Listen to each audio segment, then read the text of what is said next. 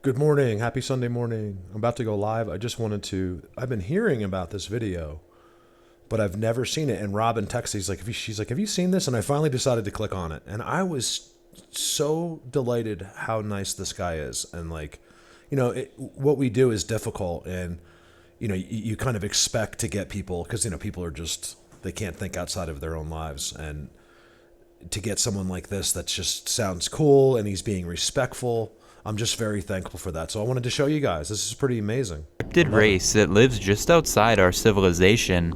They are watching him always, giant beings who usually manage to stay out of sight while leaving behind plenty of signs for him to come across in the Colorado forest. And he's not the only one who knows of them. Nearly 50,000 subscribers are interested in Mark's findings, many of whom are cryptid hunters themselves with their own similar experiences to share. Stories of the same forest monster that Mark himself has video evidence of. But before I show you what this cryptid looks like, let me show you what it's capable of.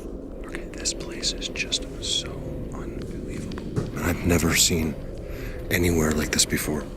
Mark obviously is not strong enough to bend these trees, but something else is, and when they aren't grabbing the tops of trees and pulling down, then they're usually carefully arranging them in these weird X formations, or stacking trees whole to form primitive fences, presumably to keep Mark from finding something they don't want him to see. Mark is extremely familiar with the backwoods of Colorado. He knows that sometimes trees can fall against each other and form an X, but that rarely happens. And seeing this formation repeat so many times is just not natural. He believes he has developed a connection with them over the years and knows when they are near. So there's a whole bunch of them over there, and I'm walking, or whatever, there's something over there they don't want me to walk towards. And when they're close, he instinctively looks left, barely missing one as they duck behind a tree. And,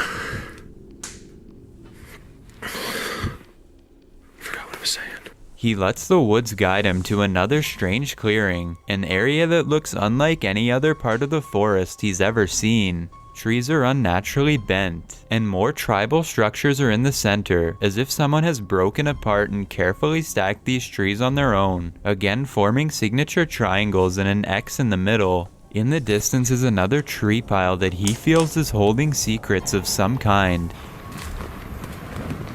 There's something so going on right there. When he gets there, he finds two more signs right across from each other, followed by a third. At the end of the path of matted grass, he finds this assortment of sturdy sticks that he thinks could have been a seat for one of the younger ones. He eventually comes across a cave and gets the feeling of being watched. The cave splits into two smaller paths, and one of them continues to the right.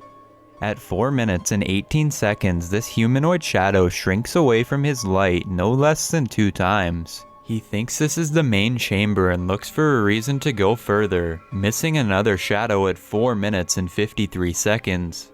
Mark is looking at every last cave opening and zooms in on some bedding that must have been dragged in by a creature. As he does so, he misses a face that he doesn't see until later. It looks like it could be a rock, but it has 2 white eyes, possibly one of their young hiding from the camera. And outside the cave, he finds more bent trees that I agree have to have been pulled down. There's no reason for them to be growing at this strange angle. Mark returns to the cave next year, only to find a giant footprint in the snow outside. Whatever lives inside this cave has completely rearranged it. The opening where he saw the face is now blocked off, and when he looks inside, I see brief movements from within. Right around where he saw the face last year, he now finds these remains. Could this be the same younger specimen? And if not, then what is it, and what brought it down here? Much of the cave is now rearranged and blocked off in a way that's not a landslide. These stones put up to block the entrance are thin and stacked by hand. This time he finds a larger cavern that goes deep under the mountain. He finds a stick here that was either placed there by him, which I doubt, or brought in by something from outside. While zooming in on the mountain itself, he catches this ape-like figure not far away that appears to have white fur. It's bent at the knee and could be going down the mountain. It has to be easily twice the size of a person to be visible from this great of a distance, and when Mark thinks he hears one from behind, it looks like he could be right. Whoa.